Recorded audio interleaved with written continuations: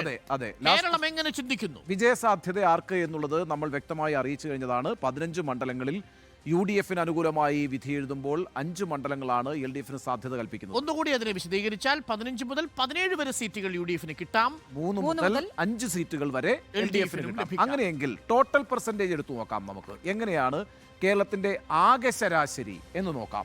അങ്ങനെ നോക്കുമ്പോൾ വിജയസാധ്യത ആർക്ക്? UDF തന്നെയാണ്.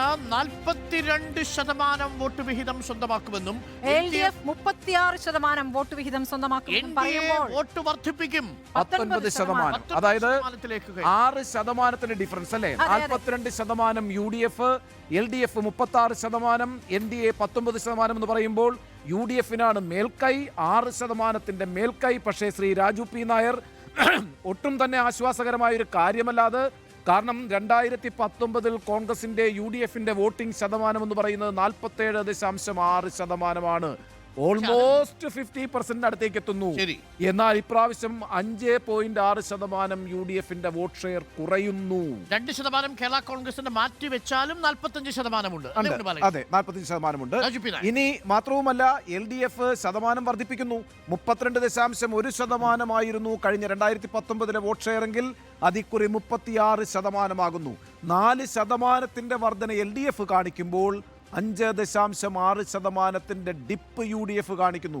UDF-നാണ് മേൽക്കൈ എന്ന് ആശ്വസിക്കാമെങ്കിലും ഒരു ക്ലീൻ സ്വീപ്പ് എന്ന് പറയുന്നത് അത്ര എളുപ്പമല്ല. ഒരു വേവില്ല. അല്ല ഉണ്ണികൃഷ്ണൻ, അതിനകത്ത് ഞാൻ ഒരിക്കലും ഇതിനെ വിശ്വസിക്കുന്നില്ല. കാരണം കോൺഗ്രസിനെ സംബന്ധിച്ചോളം കേരളത്തിൽ കഴിഞ്ഞ പ്രാവശ്യം ഉണ്ടാക്കിയതിനേക്കാൾ മെച്ചപ്പെട്ടു വെച്ചാൽ 20-ൽ 20 സീറ്റും ജയിക്കാനുള്ള സാഹചര്യമുണ്ട്.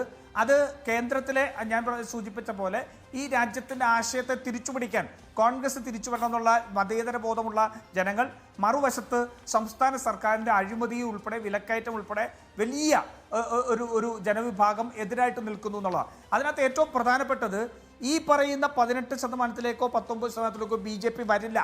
മറിച്ച് BJP-യെ കഴിഞ്ഞ നിയമസഭാ തെരഞ്ഞെടുപ്പിൻ്റെ 12% എത്തിക്കുക എന്നുള്ളതാണ് ഞങ്ങളുടെ രാഷ്ട്രീയ ലക്ഷ്യം. അവിടെ CPM-നേക്കാൾ അപ്പുറത്ത് BJP-യെ 12% എത്തിക്കുക എന്നുള്ള രാഷ്ട്രീയ ലക്ഷ്യം ഞങ്ങൾക്കുണ്ട്.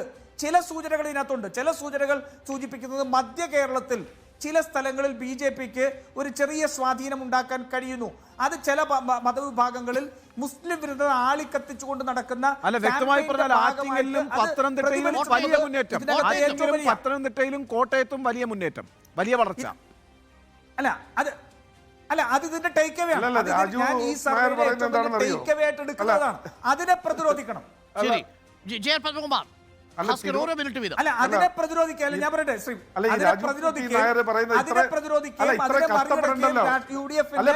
രാഷ്ട്രീയ സമരത്തിന്റെ ഭാഗമായിട്ട് അത് മുന്നോട്ട് പോകും, ഒരു സംശയം വേണ്ട.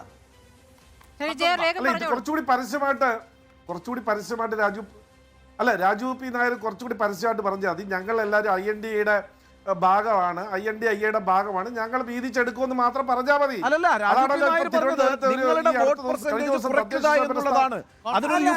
അതായത് 2019 15%, അത് നിങ്ങളുടേത് 4% 19-ലേക്ക് എത്തുന്നു.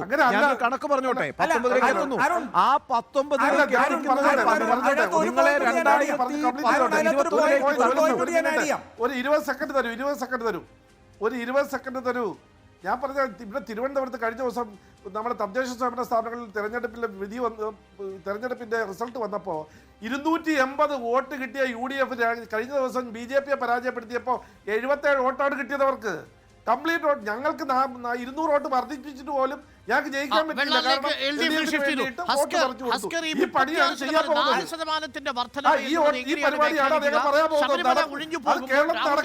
നിലനിൽക്കുമ്പോൾ മോദിക്കെതിരായിട്ടുള്ള വികാരത്തിൽ കേരളം ഇപ്പോഴും UDF-നോടൊപ്പമാണ്. ഹസ്കർ,